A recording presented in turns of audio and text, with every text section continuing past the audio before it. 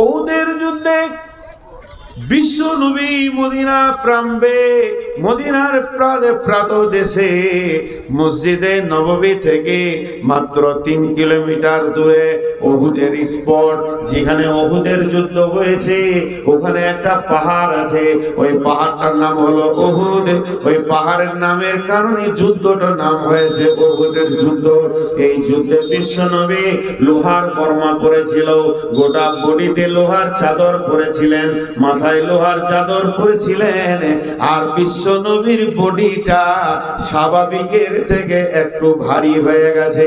আল্লাহ নবী ডান দিকে বাঁ দিকে সামনে পেছনে চারিদিকে যেন সব সময় মহড়া দিতে রয়েছেন, কখন কোন দিকে শত্রু আসে।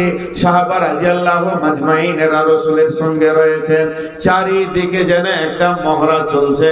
ঠিক এই রকম সময়ে আল্লাহর নবী একটা পাথরের উপরে উঠবেন। স্বাভাবিক একটা মানুষ যত উঁচুতে উঠতে পারে, পাথরটার একটু উঁচুতে রয়েছে, মাঝে একটা যদি আর একটা ছোট পাথর থাকতো তাহলে ওটাতে পা দিয়ে আল্লাহর নবী ওই পাথরে উঠলে মহড়াটা ভালো হতো। রসুলের চিন্তা, আপার চিন্তা। হযরতে তালহা রাদিয়াল্লাহু তাআলা আনহু দেখলেন আল্লাহর নবী এই পাথরটা উঠতে চাইছে কিন্তু ঠিক জুতে আসছে না। তালহা রাদিয়াল্লাহু আনহু কি করলেন? দৌড়ে গিয়ে পাথরের নিচে শুয়ে গেলেন আর বললেন, ইয়া রাসূলুল্লাহ, আপনি আমার বুকে পা দিয়ে উঠে যান। তালহা বুঝে নিলেন এখন আমার বডিটা আমার আল্লাহ চাইছে। বিশ্ব নবী তালহার বুকে পা রাখলেন আর ওই পাথরে উঠে দাঁড়ালেন, পা রাখলেন আর বললেন, তালহা রে, তুমি যে কাজ আজ করেছো, তুমি নিজের জন্য জান্নাতকে অধিক করেছো। বলেন, কে বলেছিল তালহাকে? 3টে বক্তা নিয়ে এসে বায়ান করে বলবে, তালহা রসুলের পায়ের নিচে সুদগা, রসুল উঠবে ওখানে। বুঝে নিয়েছিল এখন আমার বডিটা চাইছে। শুধু তাই নয়, বেঈমান কাফের মুশরিকরা রসুলকে লক্ষ্য করে তীর রেডি করেছেন। জিহাদের ময়দানে সাহাবীরা চারিদিকে ব্যস্ত। তালহা দেখছেন এরা যেভাবে তীরকে রেডি করেছে, বিশ্ব নবীকে তীরের ধনুতে, তীরের ফলাতে যার যার করে ফেলবে। হযরতে তালহা আল্লাহর নবীকে উহুদের প্রান্তে একটা গর্তে ঢুকিয়ে দিয়ে মুখে দাঁড়িয়ে গেলেন। শুধু দাঁড়ালেন না, নিজের বুকে 180টা তীরকে খেলেন। সেই তীর খেয়ে রক্তে রঞ্জিত হয়ে পড়ে গেলেন।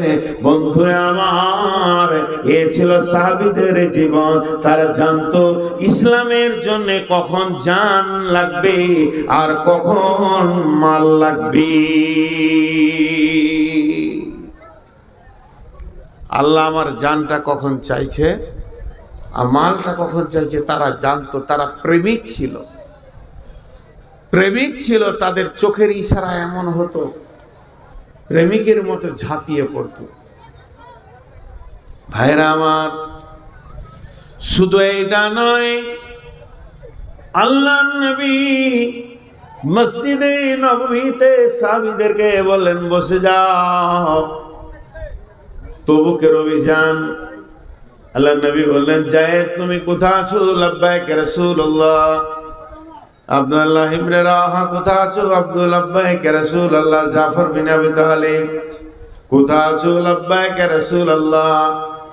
আল্লাহর নবী বললেন, ও আমি তবুকের প্রান্তে প্রধান সেনাপতি করলাম যায়েদকে, যিনি দ্বিতীয় সেনাপতি হবে জাফর ইবনে আবি তালিব, তৃতীয় সেনাপতি হবে আব্দুল্লাহ ইবনে রাওয়াহা।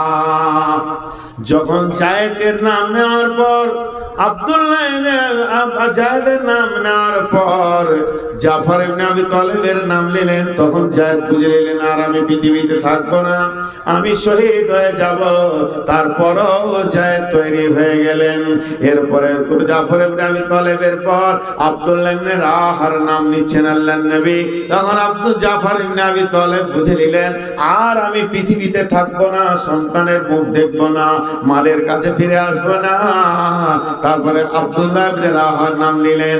আব্দুল্লাহ ইবনে রাওয়াহার নাম নেওয়ার পর বিশ্ব নবী নাম লিখে বলছেন, এরপরে তোমরা জিহাদের ময়দানে যাকে পাবে একটা মনোনীত সেনাপতি বানিয়ে নেবে। তাহলে জাফর ইবনে আবি তালেব আব্দুল্লাহ ইবনে রাওয়াহা বুঝে নিলেন আমাদের বিদায়ের প্রাক্কাল চলছে। আল্লাহর নবী বললেন, তোমরা বাড়িতে ফিরে যাও, নিজের আত্মীয়দেরকে দেখা করে চলে এসো, তোমাদেরকে তবুকের অভিযানে যেতে হবে। আর যায়েদ ইবনে হযরত যায়েদ উঠে দাঁড়িয়ে বললেন, ইয়া রাসূলুল্লাহ, ইয়া হাবিবাল্লাহ, আপনি আমার বাপের ভূমিকায় ছিলেন, আম্মা জান আয়েশা আমার মায়ের ভূমিকায় ছিল, অতএব আপনারা আমাকে ক্ষমা করবেন, আমি আমার জন্য দোয়া করবেন। এরপরে জাফর ইবনে আবু তালেব নিজের সন্তানদের ব্যাপারে বিবিকে ওসিয়ত করলেন, হে আমার বিবি শোনো, রাসূল আমাকে দ্বিতীয় সেনাপতি বানিয়েছেন, মানে আর আমি ফিরে আসছি না। বিবি রে, আমার সন্তানদেরকে আমার রাস্তায় দিয়ে দিও, আমার মতো মুজাহিদ বানিয়ে দিও। এই বলে জিহাদের ময়দানের দিকে দৌড়তে লাগলেন। এরপরে আব্দুল্লাহ ইবনে রাওয়াহা বিবিকে বলছে, তেলাওয়াত বন্ধ করো, তোমার সঙ্গে আমার জান্নাতে দেখা হবে। তবে শুনে নাও হে আমার বিবি, আমাকে রাসূল মুতার প্রান্তে তৃতীয় সেনাপতি বানিয়েছেন, আমি এখন আল্লাহর রাস্তায় চলে যাচ্ছি, আমি শহীদ হয়ে যাব, তোমার সঙ্গে আমার জান্নাতে দেখা হবে। এই বলে বেরিয়ে গেলেন। তিনটে শহীদ হয়ে মুতার প্রান্তে তারা দুনিয়া থেকে চলে গেলেন। তারা জানতেন ইন্নাল্লাহ আশতারা মিনাল মুমিনিনা, আমরা মুমিন, আমরা আল্লাহকে জান দিয়ে দিয়েছি। ইকাতিলুনা ফি সাবিলিল্লাহ, আল্লাহর রাস্তায় নিজেদেরকে জান দিতে হবে। আয়াকতুলুনা ওয়া ইকতালুনা, হয় আমরা কতল হয়ে যাব, না হয় কতল করব। এই আল্লাহর রাস্তায় দাঁড়িয়ে হয় তুমি কতল হয়ে যাও, না হয় তুমি বিপক্ষকে কতল করে দাও। ওয়া ইকতালুনা ফি সাবিলিল্লাহ, আল্লাহর রাস্তায়। তারা জানতো কখন জান দিতে হবে, তাদের এটা জানা ছিল, জানা নাই আপনার আর আমার। ভাইরা আমার, এইটা নাকি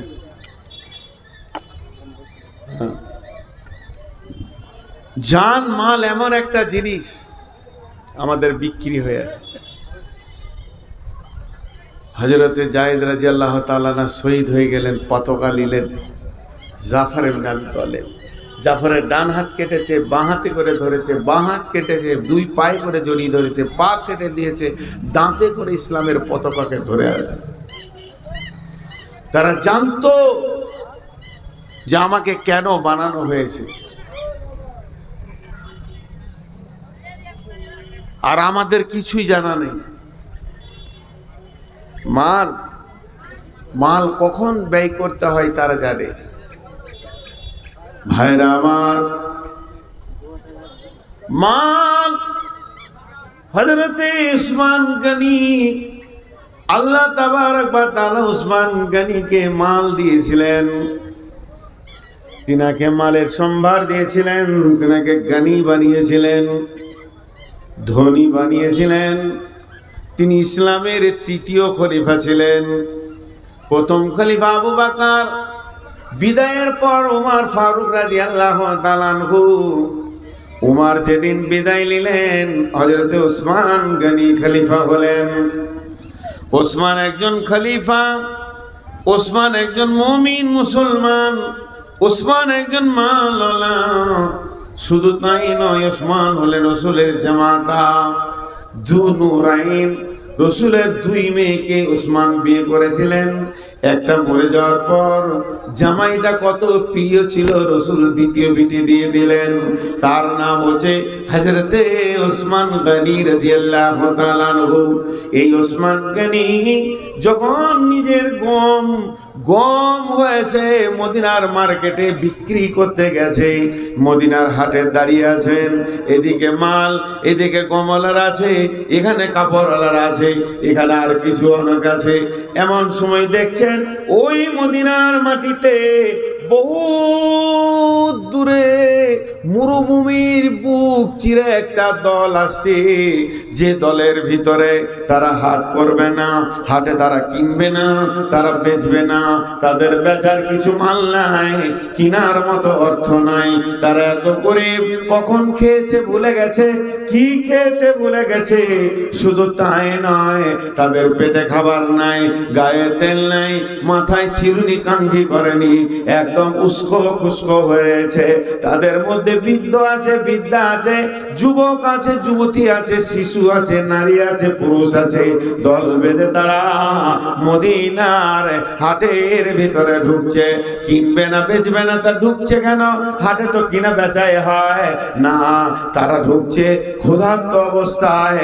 কেউ যদি দুটি পয়সা তাদের হাতে তুলে দেয়, তারা পেটে ক্ষুধার্ত অবস্থায় রয়েছে। আজকে হাটের দিন, অনেক ধনী, অনেক ব্যাপারী, অনেক পাইকার লেনদেন করবে। যদি কারো দিল বলে যে কিছু দান করব, ওই মালটা পেলে খেয়ে বাঁচবে, এই অবস্থায় ঢুকছে। আর যে লাইনে ঢুকছে, যে রোডে ঢুকছে, ওই জায়গাতেই হযরতে ওসমান গমের ঢেরি লাগিয়াছে। আপনার আমার মালে ভেজাল থাকতে পারে, ওসমানের মালে ভেজাল থাকবে, এটা বিশ্বাস করা যায়? পরিষ্কার পরিচ্ছন্ন গম। পাইকাররা আসছে আর বলছে, হুজুর কি দাম নেবেন? হুজুর কি দাম নেবেন বলেন। হযরত ওসমান খালি একটা কথা বলছে, একটু ঘুরে আসেন, এই তো এলাম, বাজার দর একটু উঠুক, বিক্রি করব। আমি বিক্রির জন্যই তো এসেছি, খালি বাজারটা একটা উঠুক। আহা, ওই দল যখন ঢুকেছে, ওসমানের বিবেকের ঘরে একটা হাতুড়ি পড়ে গেছে, ধাক্কা পড়ে গেছে।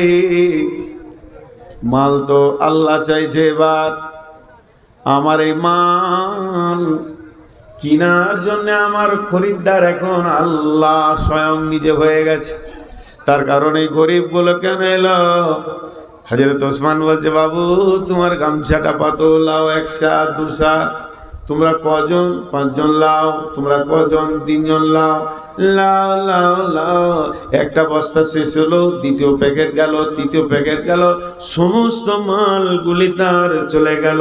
হযরত ওসমান বুঝে নিলেন, আজ আমার কাছ থেকে আমার আল্লাহ মাল চেয়েছে। চলে গেল মাল চলে গেল। ব্যাপারীরা বলছে, ওদের তো পেটে খাবার জুটে না, দাম কত দিল? বলছে, আজ তো বিজনেস আমি আল্লাহর সঙ্গে করেছি, এবং টাকার বিনিময়ে নয়, জান্নাতের বিনিময়ে করেছি। কত চিন্তাটা সূক্ষ্ম, বোঝাটা কত ওদের জন্য আসান। ভারতবর্ষের মুসলমান, বিশেষ করে আমাদেরকে কথা বলছি, এখন আল্লাহ আমাদের কাছ থেকে কি চাইছে বুঝে আসছে। রেডি হয়ে যান, রেডি হয়ে যান। দুর্গমগিরি কান্তর মরু দুস্তুর পারাবার, লঙ্ঘিতে হবে রাত্রিতে যাত্রীরা হুঁশিয়ার। ফুলিতেছে জল, দুলিতেছে তরি, ভুলিতেছে মাঝি পথ। কে আছো নওজোয়ান, হও আগুয়ান, হাগিছে ভবিষ্যৎ। জি, কে আছো নওজোয়ান, হও আগুয়ান, হাঁকিছে ভবিষ্যৎ। আল্লাহ তাবারাক ওয়া তাআলা বলছেন, বিবাইকুমুল্লাযী বায়াতুম বি ওয়াদাল্লাহু হাক্কান ফিত তাওরাতি ওয়াল ইনজিলি ওয়াল কুরআন। এই ওয়াদাটা আমি শুধু কোরআনে করেছি তা নয়, এই প্রতিশ্রুতিটা আমি তৌরাতে দিয়েছি, ইনজিলে দিয়েছি, আবার কোরআনে দিলাম। মুসলমান তোমরা শোনো, পূর্বপুরুষ থেকে জান মাল আল্লাহ কিনে রেখেছেন। তোমরা জান মাল এনে আমাকে দেবে, আর আমি তোমাদেরকে জান্নাত দেব।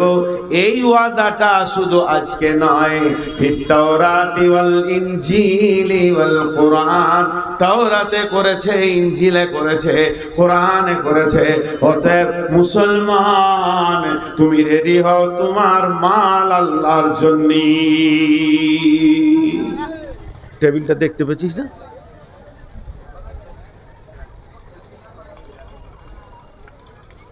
সব তোমার আল্লাহর জন্য। বুঝে নিতে হবে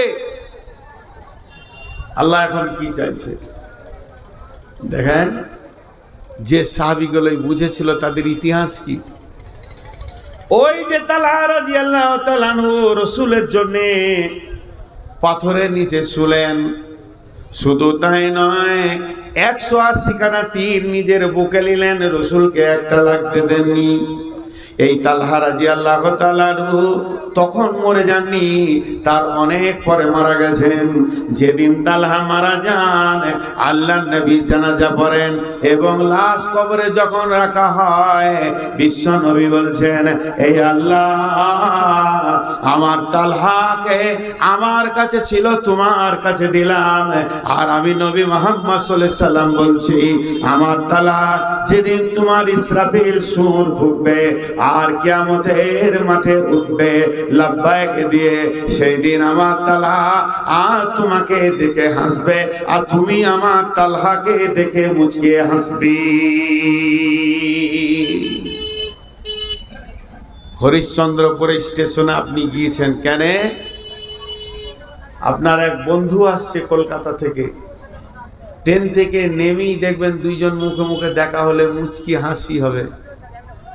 হাসিটা অটোমেটিক আসবেই। এই যে প্রেম, কত মহব্বত, যেটা কঠিন কিয়ামতের দিন, সেই দিন তালহা যখন উঠবে তো আল্লাহ তালহাকে দেখে মুচকে হাসবে, আর তালহা আল্লাহকে দেখে হাসবে। এর থেকে সৌভাগ্য আর কি হতে পারে? ভাইরা আমার, মাল গ্রহণ করা যেমন ইসলামের জন্য মাল ছেড়েও দিতে হবে।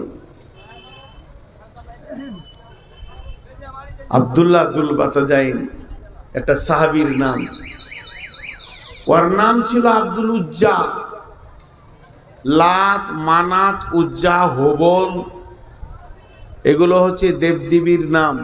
আমাদের যেমন এখনকার যুগে দুর্গা, গণেশ, কালী মূর্তির নাম, আগেকার ছিল তাদের দেবদেবীর নাম ছিল লাত, মানাত, উজ্জা, হবল। উজ্জা একটা ঠাকুরের নাম, উজ্জা একটা ঠাকুরের নাম। আমার বাড়িতে যদি কোনো সন্তান হয় তো আপনি খুশি করে নাম রাখলেন আব্দুল্লাহ। দুটো শব্দ, আব্দুল্লাহ, আব্দুল্লাহ দি মিলিয়ে আমরা বলি আব্দুল্লাহ। আব্দুল্লাহ নামটা রেখে আমরা খুশি হই। আব্দুল্লাহ মানে জানেন, আল্লাহর গোলাম। ওরা বাপ বলতে চাইছে আমার ছেলেটা আল্লাহর গোলাম। তোর বাপের বোনটা খুব খুশি হচ্ছে যে আমি ছেলেটাকে আল্লাহর গোলাম বানালাম। তো আব্দুল উজ্জা যখন জন্ম নেয় তো ওর বাপ নাম রেখেছে আব্দুল উজ্জা। উজ্জা একটা ঠাকুরের নাম, তাহলে ওর বেটা হলো উজ্জা ঠাকুরের গোলাম। যেমন অনেক হিন্দু ভাইদের নাম আছে কালী দাস, কালীর দাস, সে দাসত্ব করবে, এর জন্য নাম রাখা হয়। তো ওর নাম রেখেছে আব্দুল উজ্জা। ভাইরা আমার, যখন মদিনা মানবালায় আব্দুল উজ্জা বিশ্ব নবীর সংবাদ পেলেন, আল্লাহ নবীকে পেলেন, আব্দুল উজ্জার বাপ মারা গেছে, মা বিধবা, মা বেটা দুজনই চাচার কাছে থাকে, আব্বা তো নাই। সেই আব্দুল উজ্জা আল্লাহ নবীকে পেয়ে আব্দুল উজ্জা বুঝে ফেললেন, আর দেরি করা যাবে না, আমাকে এখন কালেমা পড়তে হবে, আল্লাহর গোলাম বানতে হবে। কৌতুলিকতা ছেড়ে দিয়ে, দাসত্ব ছেড়ে দিয়ে, আর দেবদেবীকে ছেড়ে দিয়ে রাসূলের কাছে কালেমা পড়ে নিলেন। বিশ্ব নবীর কাছে কালেমা পড়েছে। এই খবর যখন তার চাচা পেয়ে গেছে, আব্দুল উজ্জার চাচা, চাচা বলছে, আব্দুল উজ্জা রে, তোর ব্যাপারে কি শুনলাম, তুই নাকি বিধর্মী হয়ে গেছিস। তখন আব্দুল উজ্জা পরিষ্কার বলছে, চাচা, বরং সত্যকে এতদিন খুঁজে পেয়েছি, সত্যের সন্ধানে ছিলাম, সত্য যখন পেয়েছি মিথ্যাকে ছেড়ে দিয়ে সত্যকে গ্রহণ করে নিয়েছি। চাচা, এ ব্যাপারে কোনো সন্দেহ নাই, আপনি যেটাই ভাববেন ওটা ভাবতে পারেন, আমি সত্যকে গ্রহণ করে নিয়েছি। চাচা বলছে, বেটা শোন, যদি ওটাকে গ্রহণ করিস তাহলে বাপ চাচার মালে তুই ওয়ারিস থেকে বাদ চলে যাবি। আব্দুল উজ্জা বলছে, সমস্ত মালকে ত্যাগের বিনিময়ে যদি আমি আল্লাহ এবং রসুলকে পেয়ে যাই, তাতেও আমার কবুল আছে, তাতেও আমার মত আছে, তারপরও আমি কোনোদিন পেছন পা হব না। চাচা তখন বলছে, এখনই বাড়ি থেকে বের হয়ে যা, একটা সম্পদ তুই পাবি না। আব্দুল উজ্জা বলছেন, চাচা আমার একটা বক্তব্য শোনো, আপনিও যদি ইসলাম গ্রহণ করতেন তা কত ভালো হতো। ইসলাম একটা সুন্দর, ওর ভিতরে আরো চলে গেল, নিজে তো ছাড়ে না, আবার আমাকে দাওয়াত দেয়, এটা কেমন করে হতে পারে? আব্দুল উজ্জার চাচা রেগে গিয়ে ওকে বাড়ি থেকে বের করে দিল। তোর গায়ে যে কাপড় চোপড় আছে সব খুলে দে। ব্যাচেলিয়ার ছেলে, যুবক ছেলে, পরিপূর্ণ যৌবন হয়ে গেছে, জামা গেঞ্জি সব খুলে ফেলে দিল, এবার শুধুমাত্র লুঙ্গিটা আছে, এটা কেমন করে খুলবে? কিন্তু ওর মা চাচা বলছে, আব্দুল উজ্জা দাঁড়িয়ে যা, তুই বাড়ি থেকে বের হয়ে এসেছিস, দাঁড়িয়ে যা, তোকে পরনের লুঙ্গিটা খুলে দিতে হবে। মনে মনে চিন্তা করছে, এবার তো আমি ন্যাংটা হয়ে যাব। আব্দুল উজ্জার চাচা চিন্তা করছে, তোকে ন্যাংটা করে ছাড়বো, বেজ্জতি করে ছাড়বো। ওর মাথা, ওর মগজ ওর মতো চিন্তা করছে, আর আব্দুল উজ্জা চিন্তা করছে, ইসলাম ভালো, আল্লাহ ভালো, রসুল ভালো, সমস্ত গুলি পাক, আর আমার গায়ে রয়েছে বেঈমানের না পাকের কাপড়, তাই আমার আল্লাহ কৌশল করে কাপড়টা খুলিয়ে নিচ্ছে। কাপড়টা খুলে দিল, এডাল ব্যাচেলিয়ার ছেলে মায়ের সামনে দাঁড়িয়েছে, মা একটা কম্বল ছুঁড়ে দিল, কম্বলটা দুই ভাগ করে অর্ধেক কোমরে জড়িয়ে নিয়ে অর্ধেক গায়ে নিয়ে মসজিদে নববীতে জীর্ণ শীর্ণ হয়ে হাজির হয়েছে। আল্লাহ নবী বলেন, আব্দুল্লাহ রে, তোমার হালাত কেন এমন? আব্দুল্লাহ বলছে, ইয়া রাসূলুল্লাহ, আমার হালাত এরকম হওয়ার পৃথিবীর কোনো কারণ নাই, শুধু একটা কারণ, আমি ইসলাম কবুল করেছি, আমি আল্লাহকে পেয়েছি, আমি রসুলকে পেয়েছি, তার বিনিময়ে সব ছেড়ে আসতে হয়েছে। আল্লাহ নবী বললেন, আব্দুল্লাহ, আজ থেকে তোমার নাম আব্দুল উজ্জা নয়, আমি নবী মুহাম্মদ তোমার নাম রাখলাম আব্দুল্লাহ। মসজিদে নববীতে আসহাবেদের সুফার যে জায়গা আছে, আল্লাহ নবী বললেন, যাও তুমি আসহাবে সুফাদের ভিতরে থাকো। আব্দুল্লাহ আসহাবে সুফাদের সঙ্গে থাকতে লাগলো, যাদের ঘর নাই, বিবি নাই, ছেলে নাই, আবার যদি কোনো হাদিয়া সাদকা আসে সেই খেজুর তারা খেতে পায়, আর যদি না আসে তাহলে না খেয়ে থেকে যায়, তাদের সঙ্গে থাকতে লাগলো আব্দুল্লাহ থাকতে থাকতে জোরে জোরে কোরআনকে তেলাওয়াত করে করে পড়তে লাগলো।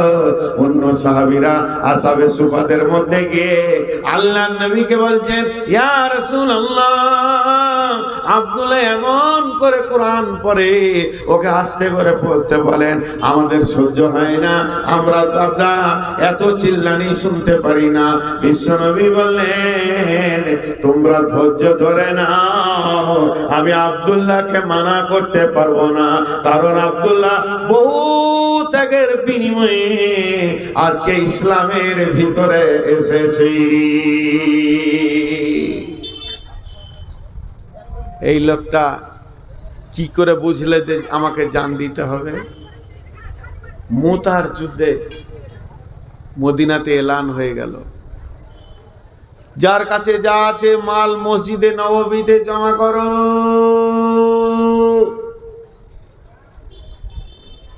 হঠাৎ যুদ্ধের ডঙ্কা বেজে উঠেছে। রোম সম্রাট, পারস্য সম্রাট, বিরাট শক্তির অধিপতি ছিলেন, তারা তখন জর্ডান বর্ডার হয়ে মুতা নামে প্রান্তে হাজির হয়ে গেছে। আর বিশ্বনবী তখন সেনাদেরকে রেডি করছে, বহুত রাস্তা যেতে হবে, তোমরা তৈরি হও নিজে নিজের মাল নিয়ে। বাইতুল মালে মাল নাই, এলান করে দাও। এখন হঠাৎ টাকা দরকার, এলান করা হলো, ও মদিনার আনসার মুহাজিরেরা, তোমাদের কাছে যার যার মাল আছে জমা করো। একবার দৃশ্যটা ভাবেন, আমি আপনাদেরকে ভাবতে বলছি। এলান হওয়ার পর যার যেমন মাল আছে ও ওই রকম মাল নিয়েছে রসুলের কাছে হাজির হয়েছে। আর একবার বলছি, যার যেমন মাল আছে ও ওই রকম মাল নিয়েছে রসুলের কাছে হাজির হচ্ছে। আমি ওই আয়াতটা তফসিরে আছি, অন্যদিকে মাথা নিয়ে যাবেন না। আব্দুল্লাহর কি আছে? তো ঘরও নাই, বাড়ি নাই, মসজিদ আসহাবে সুফফাদের সঙ্গে থাকছে, কিন্তু একটা মানুষের যেমন পেটে ব্যথা উঠলে, খুব পায়খানার চাপ দিলে উঠা বসা আর হুসফুস করে, আব্দুল্লাহ ওই অবস্থা করছে। কেন গো? মন দিয়ে শোনেন। আব্দুল্লাহ একবার দাঁড়াচ্ছে, একবার বসছে, একবার রসুলের দিকে দেখে, দুই পায়ে এগিয়ে যায়, আবার পেছিয়ে এসে বসে, আবার যেন উঠে দাঁড়ায়। আব্দুল্লাহ মনে মনে করে, হতভাগা আব্দুল্লাহ রে, তোর দুইটি কম্বল, এছাড়া নাই কোনো সম্বল। গায়ের যদি তুই দিয়ে দিস তাহলে গাটা খালি হয়ে যাবে, পাছাটা থাকবে ঢাকা। আর যদি নিচের কম্বলটা দিস তাহলে পাছা খুলে যাবে, গাটা ঢাকা থাকবে। তাহলে তুই কি দান করবি? আজকে মালের প্রতিযোগিতা লেগে গেছে, সাহাবীরা নিজের মাল নিয়ে মসজিদে মালের ঢেরি লেগে গেল। এখানে অমুকের মাল এলো, এখানে তসুকের মাল এলো, এখানে সে দিল, অমুক দিল, তসুক দিল, সবাই দিল। আব্দুল্লাহ রে, তোর নামটা কি এই লিস্টে আসবে না? তাহলে তোর তো আজকে একটা খেজুরও নাই, তুই সম্ভ্রান্ত ঘরের ছেলে, আজকে তোর মাল নাই, আজকে একটা খেজুরও থাকলে ওই মালের উপরে চাপিয়ে দিতিস। এই জন্য একবার উঠছে, একবার বসছে, কোনটা দিব কোনটা রাখবো তাল পায় না। এই গরিব সাহাবীটা তালের মনের ভিতরের চাহিদাটা দেখেন, বুঝে নিয়েছে এখন আমার কোন জিনিসের দরকার। এই জন্য এরকম ছটফট করতে করতে এক সময় আব্দুল্লাহ এক পা দুপা করে রসুলের সামনে চলে গেলেন। রসুলের কাছে দাঁড়িয়ে আছে। আল্লাহ রসুল বলছে, আব্দুল্লাহ তুমি তুমি তুমি কেন? তার মানে তোমার তো মাল নাই, এখানে মাল লিয়া হচ্ছে, যারা মাল আছে তারা আসবে। তো ওইটা ঠিক এমনি করে বলছে, আব্দুল্লাহ তুমি। আব্দুল্লাহ মাথাটা নাম করে চোখের পানি ছেড়ে দিয়ে বলছে, ইয়া রাসূলুল্লাহ, ইয়া হাবিবাল্লাহ, আমি অনেকক্ষণ থেকে জানের বেচৈনে রয়েছি, আমি কি দিব খুঁজে পেলাম না, তবে এখন একটা মাল আমি খুঁজে পেয়ে গেছি। দয়ার নবী গো, যদি ওই মালটা গ্রহণ করে নিতেন আব্দুল্লাহ বড় খুশি হয়ে যেত। বিশ্বনবী বললেন, বলো। তখন আব্দুল্লাহ বলছেন, ইয়া রাসূলুল্লাহ, কম্বল দুটার মধ্যে একটা দেয়া যাচ্ছে না, এছাড়া আদার্স কোনো মাল নাই। অনেক চিন্তা করে দেখলাম আমার একটা জান আছে, আমাকে এই মুতার যুদ্ধে আমার জানটা দেওয়ার মতো সুযোগ দেন। আল্লাহর নবী বললেন, যাও, কবুল, তুমি ওই জিহাদে যাবে। এবার সমস্ত মাল রেডি হয়ে গেল, জিহাদে মাল। সাহাবীরা যখন বেরোতে শুরু করলেন, রসুলের সঙ্গে মুলাকাত করে আর এক এক করে বেরিয়ে যায়। এবার আব্দুল্লাহর পালা যখন পড়েছে, আব্দুল্লাহ বলছেন, ইয়া রাসূলুল্লাহ, আপনি আপনার আব্দুল্লাহর জন্য দোয়া করেন, একে যেন আল্লাহ এর জানটা কবুল করে নেয়। আব্দুল্লাহর ঘাড়ে হাত দিয়ে আল্লাহর নবী বললেন, এই আল্লাহ, আব্দুল্লাহ বহু ত্যাগের বিনিময়ে দ্বীন ইসলামে এসেছে, আমি তোমার আখিরি পয়গম্বর নবী মুহাম্মদ আব্দুল্লাহর জন্য, কাফেরদের জন্য আব্দুল্লাহর রক্তকে হারাম করে দিলাম। তখন আব্দুল্লাহ চিৎকার করে বলল, ইয়া রাসূলুল্লাহ, ওদের জন্য যদি আমার রক্তটা হারাম হয়ে যায় আমি শহীদ কেমন করে হব? বিশ্ব নবী বলেন, আব্দুল্লাহ রে, তুমি যদি বিছানায় মারা যাও তবুও তুমি শহীদের দরজা পাবে। এ আব্দুল্লাহ বেশ বেশ কিছুদিন পর মুতার প্রান্তে ওখানে বেশ কিছুদিন ঠান্ডা খোলা আকাশে থাকার কারণে পৃথিবী ছেড়ে চলে গেলেন, রোগে আক্রান্ত হয়ে চলে গেলেন। এই লাশ সন্ধ্যার সময় নিয়ে যাওয়া হচ্ছে কবরে রাস্তা দেখানোর জন্য। হযরতে বেলালের হাতে রয়েছে মশাল, মশালকে জ্বালিয়ে দিয়ে নিয়ে যাচ্ছেন, কবরের দিকে নিয়ে যাচ্ছেন, আর সব লোক যাচ্ছে। হযরতে বেলাল বলছে, আমি যেন শুনতে পেয়েছি কবরে কে নেমেছে লাশকে নামানোর জন্য। বলছে, তোমাদের ভাইকে আস্তে আস্তে আস্তে আস্তে কবরে নামাও। তাকে কবরে নামানো হচ্ছে। আমি দলকে ছেড়ে সমস্ত ভিড়কে ফাড়িয়ে দিয়ে একবার সামনে গিয়ে দেখলাম লোকটা কে। লোকটা অন্য কেউ নয়, লোকটা হলো আখিরি পয়গম্বর নবী মুহাম্মদুর রাসূলুল্লাহ সাল্লাল্লাহু আলাইহি ওয়াসাল্লাম। নিজের হাতে আব্দুল্লাহ লাশকে রাখলেন। কেউ বলে লাশকে ধরে এরকম করে বলেছিলেন, আবার কেউ কেউ বলছে না, লাশকে কবরে রেখে যখন দাফন হয়ে গেল আল্লাহর নবী লম্বা দোয়া করলেন না, লম্বা কথা বললেন না, ছোট্ট একটা কথা বললেন, এই আল্লাহ, আব্দুল্লাহ এতদিন আমার কাছে ছিল, আমি আব্দুল্লাহর উপরে রাজি ছিলাম, এই আল্লাহ তুমি আমার আব্দুল্লাহর উপরে রাজি হয়ে যাও। এই জীবনগুলো কখন হয়েছে? ত্যাগগুলোর দিকে তাকান, ত্যাগের দিকে তাকান। এই জায়গায় আল্লাহ রসুল বলছে, আমি রাজি, তুমি রাজি হয়ে যাও আল্লাহ। এই দোয়াটা কখন পেয়েছে? জি ভাই, আজকে বক্তা শ্রোতা সবাই আমরা ইমান থেকে বহুত দূরে চলে গেছি। কি বুঝাবো, কি দিব, কি বুঝাবো, কি দিব খুঁজে পাই না। এর জন্য আমার শুরু ভূমিকায় ছিল, হে মুমিন, তোমার জান তোমার মালকে আল্লাহ বলছে আমি জান্নাতের বিনিময়ে কিনে নিয়েছি।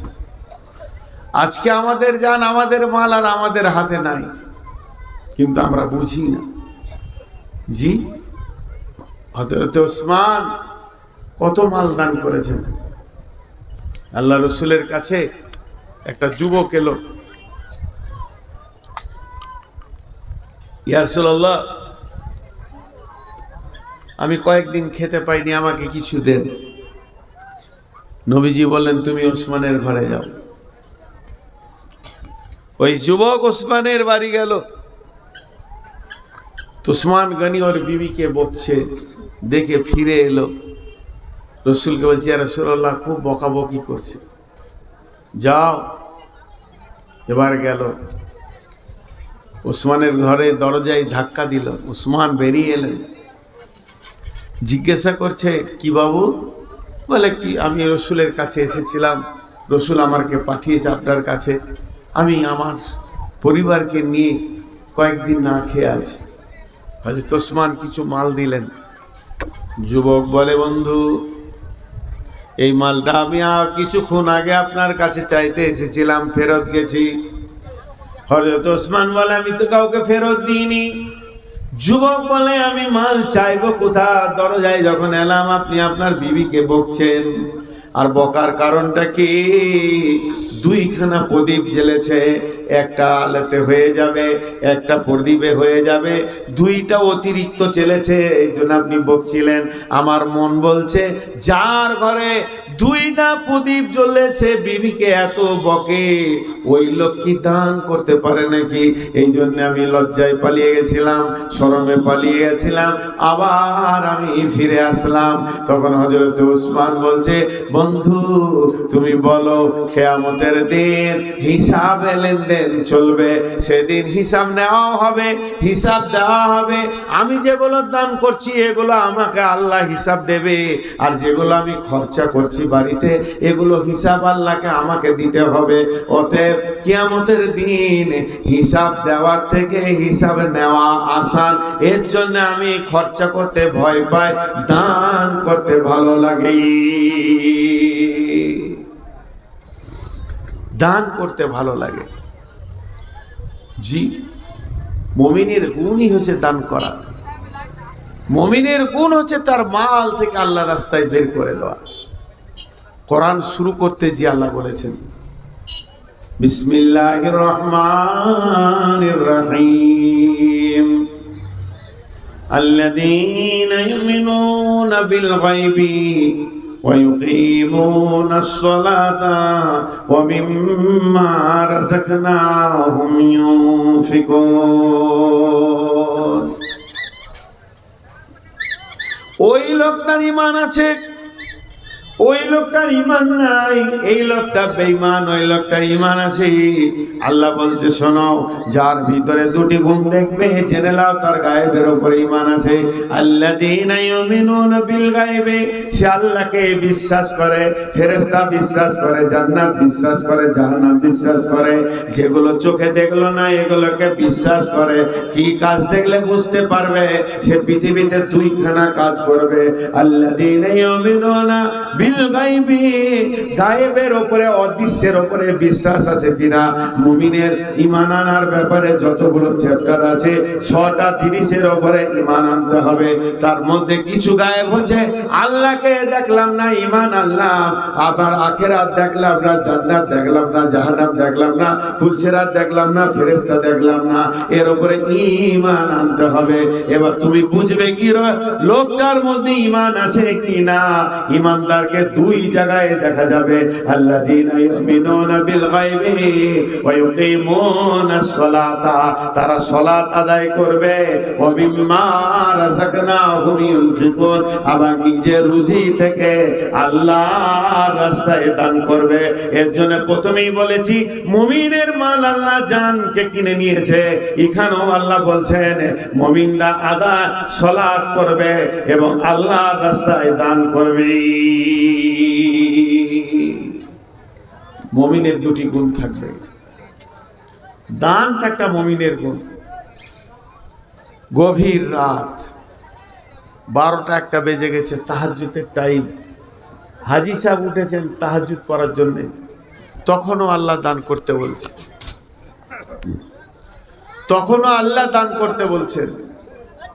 বিসমিল্লাহির রহমানির রহিম। তাতাজাফা জুনুবুহুম আনিল মাজাজি'i ইয়াদউনা রাব্বাহুম খাওফাও ওয়া তামাআ ওয়া মিম্মা রাযাকনাহুম ইউনফিকুন। মুমিনরা কি করবে? শুয়ে আছে, গভীর রাত্রিতে উঠবে, বিছানা ছাড়বে, ওই রাতে উজু করে 2 রাকাত নামাজ পড়বে এবং তার রবকে ডাকবে ভয় আর আশার মধ্য দিয়ে, আল্লাহকে ভয় আর আশার মধ্য দিয়ে ডাকবে। সেই সাথে কি করবে? ও মিম্মা রাযাকনাহুম ইউনফিকুন, নিজের রুজি থেকে আল্লাহর রাস্তায় দান করবে। ভাইয়া, এখন একটা কথা বলি আপনাদেরকে, একটা কথা ধ্যান দিয়ে শোনেন। 5টা মিনিট বসেন, 5টা মিনিট আমি বক্তব্যের সারাংশটা গুটিয়ে দিই। আজ বক্তব্যের শুরুয়াত কি ছিল? মুমিনের জান মাল আল্লাহ কিনে নিয়েছেন। বক্তব্যের শেষ অংশ কি হলো? মুমিন গভীর রাতে কাঁদবে, তাও আল্লাহর রাস্তায় দান করবে। মুমিন আমরা যদি হতে চাই তা আমাদের জান মাল আল্লাহর জন্য রেডি করতে হবে। ভাইরা আমার, এখানে যত লোক বসে আছেন, আমি মাত্র 5 থেকে 7টা মিনিট আপনাদের কাছে চেয়ে নিচ্ছি। 5 থেকে 7টা মিনিট, উঠবেন না কেউ। আল্লাহ তাবারক ওয়া তাআলা বলছেন বিসমিল্লাহির রহমানির রহিম। ইয়া আইয়ুহাল্লাযীনা আমানু, ইয়া আইয়ুহাল্লাযীনা আমানু ইসতাঈনু বিস-সাবরি ওয়াস-সালাতি ইন্নাল্লাহা মা'আস-সাবিরিন ওয়া লা তাকুলু লিমান ইয়াকতালু ফী সাবিলিল্লাহি আমওয়াতুন বাল আহইয়াউ ওয়ালাকিন লা তাশউরুন। وَلَنَبْلُوَنَّكُمْ بِشَيْءٍ مِّنَ الْخَوْفِ وَالْجُوعِ وَنَقْصٍ مِّنَ الْأَمْوَالِ وَالْأَنفُسِ وَالثَّمَرَاتِ এখানেও আল্লাহ ইমানদারদেরকে বলছে ধৈর্য ধরে আমার কাছে সম্পদ চাও, খবরদার শহীদদেরকে মৃত্যু বলবে না, বরং তারা জীবিত তোমরা বুঝবে না। এবং হে মুমিনের দল, পৃথিবীতে তোমার জানের উপরে মালের উপরে পরীক্ষা চলবে। ওয়ালা নাবলুয়ান্নাকুম বিশাইইন মিনাল খাউফি ওয়াল জু'i ওয়া নাকসিম মিনাল আমওয়ালি ওয়াল আনফুসি ওয়াস সামারাত। মুমিন যে হবে জান মালের বিনিময়ে আল্লাহর কাছে সে যেন কোনদিন ফেল করবে না, পাস করে যাবে। হযরত ইব্রাহিম আলাইহিস সালাম সন্তানকে আল্লাহর সামনে জবাই করে দেখিয়ে দিল, আমিও আল্লাহ তোমাকে ভালোবাসি। যা হোক কুদরতে জবাই হলো না, সেটা আল্লাহর ক্যাপাসিটি। ইব্রাহিম দেখিয়ে দিয়েছে আমি জানও দিতে পারবো, মালও দিতে পারবো। অতএব আল্লাহ তাবারক ওয়া তাআলা বলছেন, হে আমার ইমানদার, তোমাদের জান মাল আমি জান্নাতের বিনিময়ে কিনে নিয়েছি। ভাই আমার, আজকে আমি পুরো 1.5 ঘন্টা 1.25 ঘন্টা কথা বললাম একটা বিষয়, সেটা হচ্ছে আমার জান আর আমার মাল আমার নয়। দ্বিতীয় কোনো বিষয়ে আমি যাইনি। তো যে কজনই বসে আছেন, একবার বিবেকের চেতনার দরজাটা খুলি যে আমার জান আমার না আমার মাল আমার। যদি তা না হয়, একবার আল্লাহর হস্তে 5,000, 10,000, 1,000 দেনওয়ালা কে আছেন? আমি 6 মিনিট আপনাদের হাতগুলো ধরছি, উঠবেন না, তারপরে আপনারা যা করবেন করবেন। 6 মিনিট চেয়ে নিচ্ছি, আর প্রতি মিনিটে আমি বলে দেব যে আর 4 মিনিট আছে, আর 3 মিনিট আছে। আল্লাহর হস্তে উঠবেন না। আমি তো ওসমান গনির কথা বললাম যে সে মালের বিনিময়ে দান বলছে, আমি দান করে আনন্দ পাই, খরচা করে আনন্দ পাই না। আল্লাহর গোলাম কেউ আছেন এই মসজিদ কেন্দ্রিক আয়োজিত মাহফিলে, আপনারা 5,000, 2,000, 10,000, 20,000 কারো দেওয়ার যদি ইচ্ছা থাকে যে শেষ বক্তার হাতে দিব, আল্লাহর গোলাম বলতে পারেন আপনারা কেউ আছেন কি? মা বোনেরা আপনারা পর্দা থেকে দিয়ে পাঠান। আমি বহু দূরের মুসাফির, আপনাদের জন্য দোয়া করব। আছেন কেউ আল্লাহর গোলাম? এখানে কেউ রয়েছেন ওই রকম 5-10 হাজার দেনেওয়ালা কেউ রয়েছেন? জি বলেন। আল্লাহর বান্দা বলেন, আল্লাহর জন্য বলেন। একটা 5,000 বলেন দেখি, একটা। এই ধনমাল ছিল তোমার ও দাদার, সে মরে গিয়ে আজ হয়েছে বাবার। বাপের মালেতে তুমি ওয়ারিস হইলে, কাল ছেলে ওয়ারিস হবে তুমি মরে গেলে।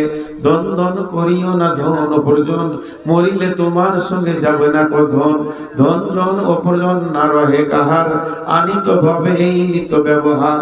ধন জন অপরজন না রহে কাহার, অপরে তোমার মালে ওরাবে বাহার। একা অন্ধকারে ছিলে মায়েরই উদরে, একা ফের যেতে হবে ঘোর অন্ধকারে। দেখেন পাঁচ কি নাম, দেখেন জামাল হোসেন, দাদা দাদি চাচা, এরা সব দুনিয়াতে নাই। 5,000 টাকা দিয়েছে, 10,000, 5,000 নগদ, 5,000 বাকি লিখে দেন। জামাল হোসেন ভাই অনেকজন ওর মনের আকাঙ্ক্ষা, এই আল্লাহ জামাল ভাই 10,000 দান করেছে নগদ বাকি নিয়ে। মাহবুব দানটা তুমি কবুল করে নাও, আমি মুসাফির তোমার কাছে আবেদন করি। এবং যতজনকে সে নিয়ত করেছে, দাদা দাদি আর ভাই চাচা, যার যত আত্মীয় স্বজন মাটির নিচে চলে গেছে, আল্লাহ তাদেরকে তুমি মাফ করো, ক্ষমা করো, তাদেরকে তুমি দয়া করো। কিয়ামতের দিন নবীর হাতে পানি পান করা তৌফিক দিও। শহীদের দরজা দান করিও, শহীদের সঙ্গে তুমি জান্নাত দান করিও, ফুলসিরাতে পার করে দিও। মাহবুব গো, আমি যা চেয়েছি তা দাও, আমি যা চাইনি তাও তুমি দাও। যতদূর আমি চেয়েছি আমার জ্ঞান মোতাবেক তুমি তোমার শান মোতাবেক দাও। ইয়া আল্লাহ, দানের বদলা তুমি দান করো, আমিন আল্লাহুম্মা আমিন। আর কেউ আছে 5,000 দেনেওয়ালা? আরেকটা। আমার হাতে আর 4 মিনিট আছে, 6 মিনিট বলেছিলাম, 4 মিনিট, 5 মিনিট নাই, কিন্তু উঠবেন না। যিনি দাম দেবেন তিনি আসেন, বাকি কেউ জায়গা ছাড়বেন না। আছেন কেউ আল্লাহর গোলাম? আল্লাহর গোলাম কেউ আছেন? জি, টাকা না হলে আপনারা সিমেন্ট দিবেন। ও টাকা যদি না দেন তো সিমেন্ট বলেন, সিমেন্ট বলেন। কিছু সিমেন্ট কাজ রানিং চলছে নাকি? আচ্ছা সিমেন্ট বলেন। দেখি যে 4টা লোক বসে আছে, একটা করে যদি সিমেন্ট দেন তো 200 বস্তা হয়ে যাবে। আল্লাহর বান্দা কেউ আছেন? সিমেন্ট দেন, সিমেন্ট দেন, বালু দেন, ইট দেন, রড দেন, পাথর দেন, কনস্ট্রাকশনের মাল যা লাগবে দেন। আল্লাহর গোলাম কেউ আছেন? জি, কোন মা বোন আপনারা টাকাগুলো দিয়ে পাঠান, কিন্তু উঠবেন না, জায়গা ছাড়বেন না। আমি বলে দিচ্ছি, টাইম যা বলেছে আর 3 মিনিট আছে। আমি যেটা চেয়েছি 3 মিনিট নাই, 2.5 মিনিট আছে। আমি 2.5 মিনিটে বলে দেব, সময় শেষ।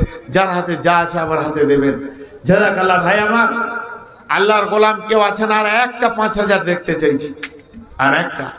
কাউয়ামারির মাটিতে কয়েকবার এলাম, এখানকার মানুষকে ভালো লাগে, মাশাআল্লাহ, ভালো মহব্বত আছে বলি জোয়াসাটা আছে। জি, আল্লাহর বান্দা কেউ রয়েছেন? দেন। আল্লাহর গোলাম, আল্লাহর জন্য বলেন। আল্লাহর গোলাম আল্লাহর জন্য বলেন। জি, আর একটা দেন 10,000-এ কেউ? একজন দাঁড়ান, একজন। কত আছে? 5,000। 10 নয়, এটা 5,000। 5 বলি, ভুল করলাম নাকি রে? 10 দিত। মাশাআল্লাহ। কি নাম? মোহাম্মদ ইউনুস ভাই। 10,000 দিয়ে দেবে ইউনুস ভাই? এরা বলছে 10,000 দিয়ে দেবে, আমার জোড়া হয়ে যাবে বলছি। আচ্ছা আচ্ছা, 5,000 লিখেলেন ইউনুস ভাই। 5,000 বাকি।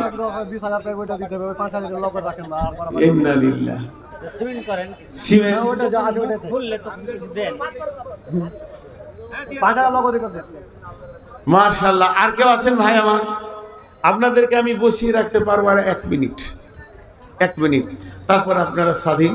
বসেছেন এর জন্য আমি খুশি, আমাকে ভালোবাসেন, আমার মহব্বতে বসেছেন, আমার কথা রেখেছেন। আল্লাহ এর জন্য আপনাদের ইজ্জত সম্মানকে বাড়াবেন। আমার ইজ্জত দিয়েছেন, আল্লাহ আপনাদের ইজ্জত দান করুন। আমি দোয়া দিচ্ছি, মাশাআল্লাহ। আর কেউ আছেন ভাই আমার? 1,000 2,000 দেনেওয়ালাও নাই? 1-2,000 তো দেন। 1-2,000 যা দেবেন দেন। আচ্ছা, যতজন বসেছেন তাদেরকে বলছি, আপনাদেরকে যত টাইম আমি চেয়েছিলাম টাইম দিয়ে দিয়েছে না? মার জন্য 500 টাকা তো, হ্যাঁ। আচ্ছা আচ্ছা, আপনারা যার কাছে যা আছে 10 টাকা দিলে নিব, 1 টাকা দিলে নিব, সব নিজে নিজের টাকা দেন। সময় শেষ, আপনারা এবার উঠতে পারেন। শুধুমাত্র আমার হাতে টাকা না দিয়ে যাবেন না। মা মারা গেছে মাত্র কয়েকটা মাস, 4 মাস হলো। ছেলে 500 টাকা দান করেছে। মাবুদ, দানকে তুমি কবুল করো, তার মাকে তুমি মাফ করো, খবর আজাবকে তুমি মাফ করে দিও। যদি কোনো কারণে 50 কিলো ধান লেখেন, মাশাআল্লাহ।